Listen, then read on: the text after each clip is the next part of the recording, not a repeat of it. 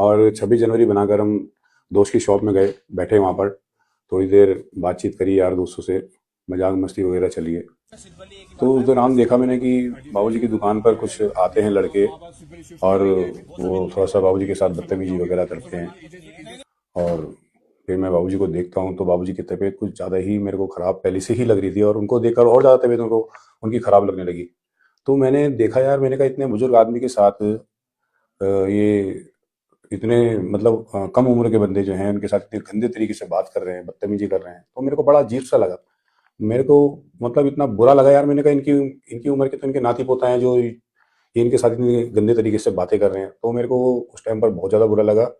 तब मैंने उनसे बात करनी चाहिए और मैंने उनको जवाब भी दिया कि मैंने कहा आप कैसे बात कर रहे हो, उनकी उम्र देखो कितनी बड़ी है, 70 साल 75 साल की एज है उनकी, और आप ऐसे बदतमीजी से उनके साथ बातें कर रहे हो। क्योंकि इनके साथ वो बदतमीजी कर रहे थे और बदतमीजी इतनी ज़्यादा कर रहे थे जो मुझसे बर्दाश्त नहीं हुई। तो उन्होंने मेरे से एक बार मेरा नाम भी पूछा और उन्होंने मेरे को बोला कि तुम्हारा नाम क्या है। तो मैंने कहा भाई तुझे मेरे नाम से क्या लेने देना। मैंने तो मेरे कहने का मतलब ये था कि भाई मैं इंसान हूँ, मुझे मेरे काम मेरे नाम से मेरे काम से तुझे क्या लेने देना, तू ये बता। तो उसने मेरे को फिर दोबारा उसने मेरे को बोला कि तुम्हारा नाम है क्या, तुम अपना नाम बताओ। तो मेरे दिमाग में एक चीज़ आई यार, ये बंदे जो हैं मेरे को बंदे यहाँ के नहीं लग रहे हैं, ये बंदे मेरे को कहीं और के लग रहे हैं। क्योंकि मेरे को 30 31 साल मेरे को जिम करते करते हो गए और 40 42 43 साल की करीबन मेरी एज है।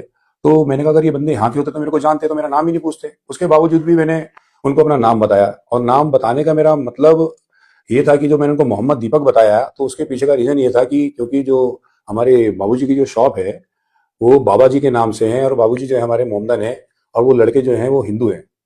तो वो इनको टारगेट कर रहे थे, इनकी कौम को टारगेट कर रहे थे। उस कौम को रखकर मैंने ये सवाल उनको जवाब दिया कि मैं मोहम्मद दीपक हूँ। और मैंने उनको ये जताने की कोशिश करी है कि मैं एक हिंदुस्तानी हूँ, एक हिंदुस्तान हूँ। तो मैंने उनको ये बताया है कि हाँ, हिंदुस्तान में सबका रहने का अधिकार है, चाहे वो हिंदू हो, चाहे मुसलमान हो, चाहे सिख हो, चाहे ईसाई हो। नहीं, पहचान तो मेरी कुछ ऐसी नहीं थी। बस बाबूजी बैठे रहते थे शॉप में, हम बगल वाली शॉप में जाते थे। तो मेरा जो मेरे को सिखाया है मेरी माँ ने, मेरे पापा ने, कि सम्मान करना चाहिए, कोई बड़ा दिख जाए तो उसको नमस्कार करने में कोई दिक्कत नहीं है। तो बस ऐसे ऑटोमेटिक हाथ उठ जाते थे, नमस्कार करता था, इज्जत देता था उनको। तो मुझे अच्छा लगता है क्योंकि मैं अगर किसी को अपने बड़े से उसको अगर इज्जत दूँ तो मेरे को मेरा अच्छा लगता है मेरे को ये चीज़ें। तो इनको देख के थोड़ा सा हरा हुआ, क्योंकि इतनी भीड़ में कोई बोला नहीं। सिर्फ दीपक भाई जो भी इन्होंने अपने मेरे को चाचा पिता जो भी समझा समान, तो इन्होंने मेरी हेल्प करी और उनसे भिड़े मेरी तरह से। आप 30 सालों से यहाँ पर रह रहे हैं, क्या पहले भी ऐसी घटना? नहीं, 30 साल से नहीं रह रहा।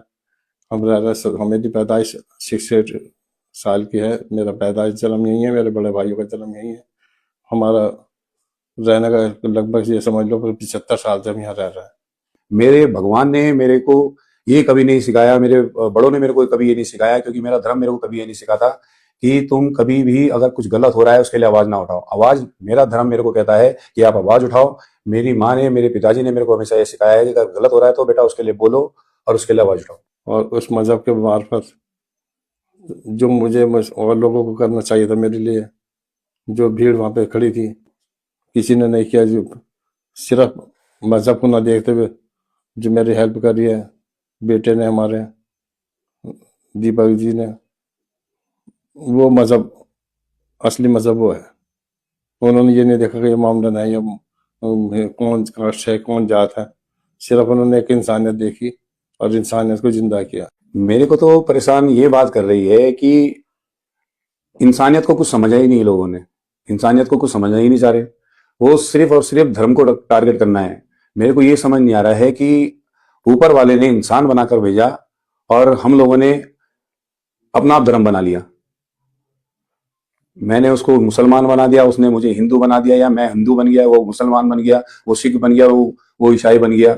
मेरे को ये चीज समझ नहीं आ रही। तुम अपना धर्म को फॉलो करो, अच्छी बात है, अपने धर्म को मानो, वो बहुत अच्छी बात है, मगर सबसे पहले इंसानियत तो रखो।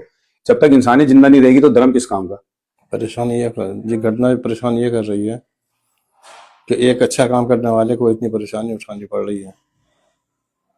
तो लोग जो अच्छा काम करना चाहेंगे वो हिम्मत नहीं कर पाएंगे, लेकिन इस घटना को देखकर जो नहीं चाहते थे काम करना वो भी काम करना चाहेंगे।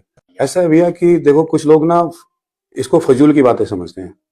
वो आने वाले बच्चों के फ्यूचर के बारे में नहीं सोचते। अदरवाइज अगर हम आज इसके लिए आवाज नहीं उठाएंगे तो कल हमारे बच्चों के साथ ये होगा, तो उनके लिए भी कौन आवाज उठाएगा। उनको ये चीजें सोचनी चाहिए कि अदरवाइज आज हमारे साथ हो रहा है और दूसरे सामने वाले इंसान के साथ हो रहा है, अगर हम आवाज उठा देंगे तो क्या पता हमारे बच्चे भी हमसे कुछ सीखें और हमारे से बच्चे कुछ हमारा ज्ञान लें कि कल के दिन वो भी आवाज उठाएं और उनके साथ कुछ ऐसा हो तो उनके खिलाफ भी आवाज उठाई जाए। मेरे हिसाब से अगर देखा जाए मैं तो खड़ा हूंगा, औरों की सोच क्या कहती है वो मेरे को नहीं मालूम, क्योंकि जैसे आजकल के लोगों की मैंने देखा है ना कि सोच क्या कहती है। सोच ये कहती है कि ये मोमदन है तो मैं इसके चक्कर में क्यों। मोमदन तो बहुत दूर की बात है, भाई भाई के काम नहीं आ रहा आजकल, बेटा बेटे के काम नहीं आ रहा, बाप को बेटा नहीं समझ रहा है।